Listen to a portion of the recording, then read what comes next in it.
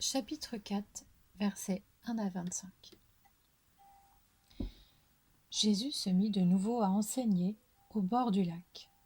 La foule se rassembla autour de lui, si nombreuse qu'il monta dans une barque où il s'assit sur le lac. Toute la foule était à terre sur le rivage. Il leur enseignait beaucoup de choses en paraboles. Il leur disait dans son enseignement : « Écoutez, un semeur sortit pour semer. Comme il semait, une partie de la semence tomba le long du chemin. Les oiseaux vinrent et la mangèrent. Une autre partie tomba dans un sol pierreux où elle n'avait pas beaucoup de terre. Elle leva aussitôt parce qu'elle ne trouva pas un terrain profond. Mais quand le soleil parut, elle fut brûlée et sécha, faute de racines. Une autre partie tomba parmi les ronces. Les ronces poussèrent et l'étouffèrent, et elle ne donna pas de fruits. Une autre partie tomba dans la bonne terre. Elle donna du fruit qui montait et se développait avec un rapport de 30, 60 ou 100 pour 1. Puis il dit que celui qui a des oreilles pour entendre, entende. Lorsqu'il fut seul avec eux, ceux qui l'entouraient avec les 12 l'interrogèrent sur cette parabole. Il leur dit : « C'est à vous qu'il a été donné de connaître le mystère du royaume de Dieu.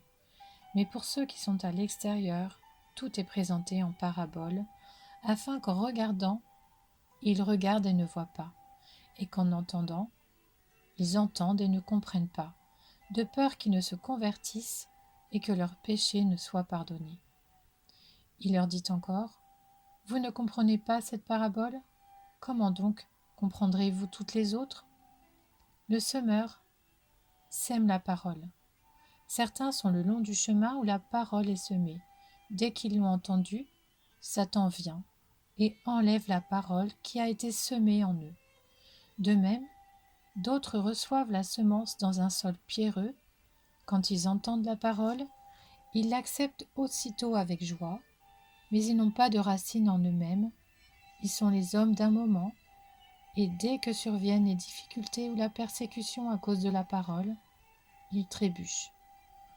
D'autres encore reçoivent la semence parmi les ronces. Ils entendent la parole, mais les préoccupations de ce monde, l'attrait trompeur des richesses et les passions en tout genre pénètrent en eux, étouffent la parole et la rendent infructueuse. D'autres enfin reçoivent la semence dans la bonne terre. Ce sont ceux qui entendent la parole, l'accueillent et portent du fruit, avec un rapport de 30, 60 ou 100 pour 1. Il leur dit encore : « Apporte-t-on la lampe pour la mettre sous un seau ou sous le lit ? N'est-ce pas pour la mettre sur son support ? Il n'y a en effet rien de caché qui ne doive être mis en lumière, rien de secret qui ne doive être mis au jour. Si quelqu'un a des oreilles pour entendre, qu'il entende. » Il leur dit encore : « Prêtez bien attention à ce que vous entendez. On utilisera pour vous la même mesure que celle dont vous serez servis, et on y ajoutera pour vous, qui écoutez. En effet, on donnera à celui qui a, mais à celui qui n'a pas, on enlèvera même ce qu'il a. »